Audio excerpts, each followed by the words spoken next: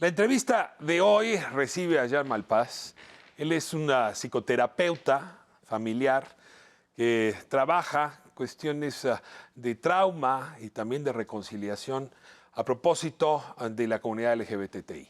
Me da muchísimo gusto que se encuentre con nosotros. Además, es una suerte de adelanto de una conferencia que va a dar en el ILEF el día 6 y 7 de octubre de este año, justamente para terapeutas y personal interesado. Jean Malpas además tiene una clínica de psicoterapeutas allá en Nueva York, donde desde hace ya 20 años fundó el modelo del que nos va a hablar hoy, que habla justamente de la aceptación como protección, cómo la aceptación familiar protege justamente a las personas de la diversidad sexual. Jean Malpas, thank you very much for being here. I'm really happy to have you here at Calle 11. Thank you so much for having me. It's my pleasure. The conference you're gonna give next 6 and 7 October here in Mexico City has a very interesting name. On the one hand, you talk about acceptance as protection, but there's three words that hug me: wisdom, trauma, and alliance. All that inside families that have to deal with the unknown of dealing with diversity inside themselves. So I would like you to explain us what exactly are you planning for this conference next October? Absolutely. So this is a 2-day interactive conference for mental health professionals to learn to work with youth, couples, and families who identify as lesbian, gay, bisexual, and transgender. And you're right, wisdom, trauma, and alliance are really the key words in affirmative therapy.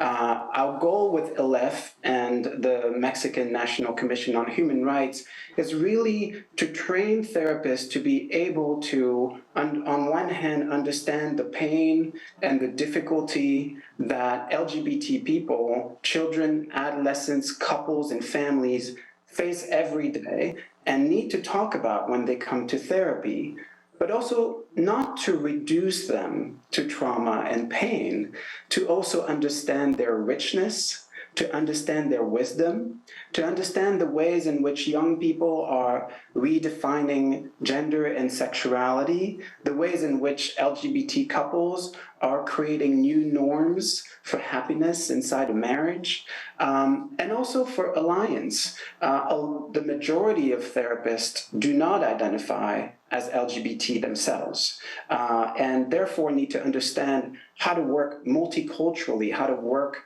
well with a community that is not their own community. So we really want to open our hearts, open our brains, and understand how to do good work for the LGBT community. Jen, I have heard several times a way of addressing this topic from parents, the father, the mother, the brother, saying, well, I respect you. I respect your sexual orientation. But I'm not compelled to accept it. And this difference between being respectful and having acceptance, it seems that it's very important in your speech regarding protection. So I would like you to, to go there and to give me some significances of these two words and why one, acceptance, can be important for protection while the other one is not eager for protection. Yeah, we do say acceptance is protection, and this statement is based on evidence. It's based on 20 plus years of research on families of LGBT youth and young adults. And what the research shows, both with gay and lesbian and bisexual people and transgender people, is that the more accepting the family of origin is, the healthier, the stronger the young LGBT person is going to be. For instance, there's a study that showed that if you come from an accepting family, you have 8 times less chances to attempt to commit suicide than if you come from a family that is less accepting, that is less embracing. So, in other words, family love and family acceptance can save lives.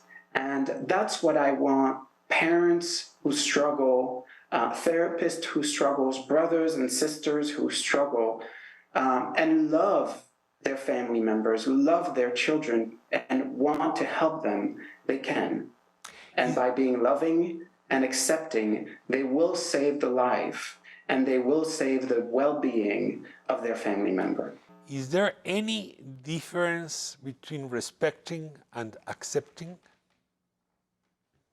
Absolutely. So the research also shows that even a little bit of acceptance, let's say respect. I respect your sexual identity. I respect your gender identity, and I will use your pronouns. You go by he, him, his. That's your pronouns. I will use the name that you're choosing for yourself. I will respect your couple. I will respect your partner. Even that, even if it's not full acceptance and celebration, will already have an impact on the LGBTQ identified person and will already reduce trauma, risks, and mental health complications. So acceptance is not a binary. It's not all or nothing. It is a spectrum, and any amount of acceptance has a positive impact. But what we want to do is for each family see how far they can go, but we also want to help each parent. We want to understand their struggle. Is it about their own upbringing? Is it about religion? Is it about the community? Is it about the fears that they have about what will happen to their child, what will happen to their family if they're fully accepting? So the method that we teach is not to brainwash or force people to just accept something that they don't understand. It's really to open your heart and open an honest conversation about the fears, about the prejudice, about the values, the traditional, cultural values that each family has, and how that can be brought into life, into the relationships with the LGBT children.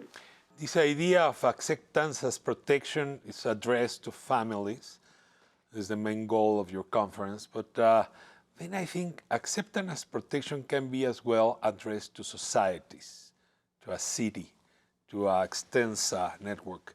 I'd like to talk about that. I mean, talking families is as well talking about the tribe and about the city and about the country, about the whole society.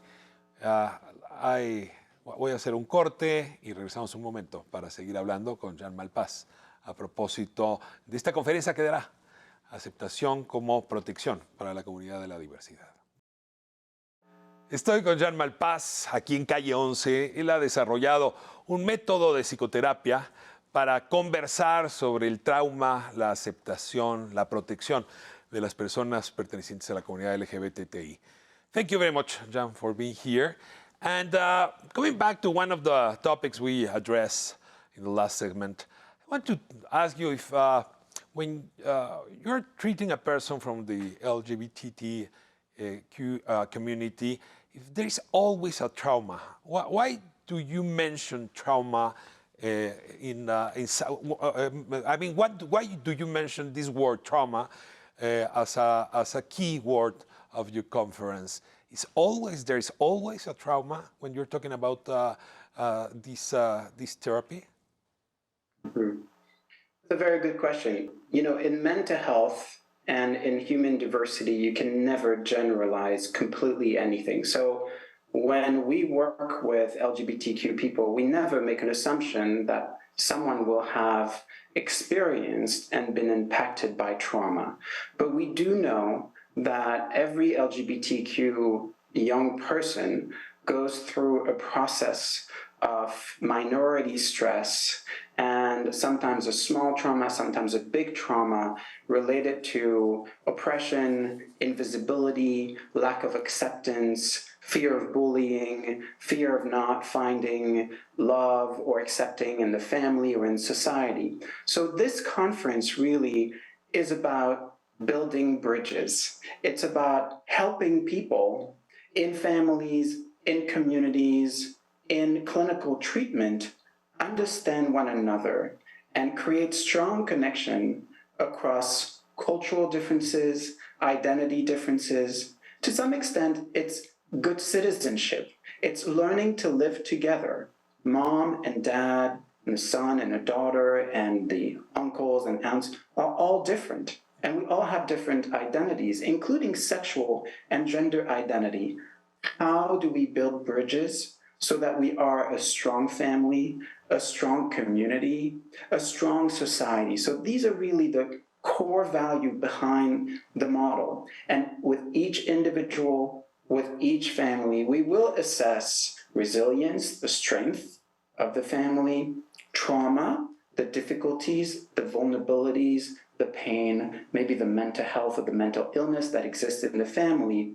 And then we will create an alliance between the therapist and the family, so that every family member feels understood and feels respected in their own process. Because we know that when one person identifies as LGBT in the family, everyone in the family has a process to go through. Now that we are talking in contemporary times of the migration phenomenon, we talk as well about cities that are sanctuary cities. And when you were talking about these families that can be protective and have acceptance, I was thinking about families as a sanctuary. And then I come back to the idea we were discussing before. We can have families as a sanctuary, but as well, I don't know, cities as a sanctuary, or states, nations as a sanctuary. And it holds the same principle that you were talking about. It seems that they hold when we talk about a larger group of human beings. Could you trace this argument from the small to the big society? Absolutely. So the model that I've developed is called the multidimensional family approach. And it's called multidimensional because we know that a strong individual takes a strong family, and a strong family takes a strong community. And so we cannot work with individuals alone. We have to work with the individuals in their context. We have to work with groups. We have to work with the extended family. We have to work with the place of faith or the church. We have to work with the school. Mental health is not an isolated context. Mental health is connected to everything. So first of all, that is the method. And there is even data and research that shows that families who are more accepting are those who are supported by their own community. So if you are a parent and your own sister, your own priest, your own colleagues at work know about you and know that you're raising an LGBTQI child and support you, speak with you, understand your concerns, celebrate the diversity of your family, you are a lot more likely to be a better parent and to be more in peace and more loving. So absolutely, this method really takes into account the whole city. And that's why I'm so excited to come to Mexico City and to work with ILEF and the Commission on Human Rights, because it's really a set of values and a way of training the people of Mexico City to create this sanctuary, to create this protection inside the city. There will be a lot of professionals in policy, in advocacy, in medicine, in mental health, in education, who will join me and ILEF to talk about the work that is being done currently in Mexico City. So yes, it is going to be teamwork. This is the very last question, and you already say something about it. Your public. I mean, if I am from the LGBTQ community, I am allowed to go to the conference, or it's only for therapists, or it's only for doctors? Who is invited, and how do I have information about this conference, Jean? So I highly recommend that you check the website of ILEF and their Instagram account. You'll find all the information about the conference.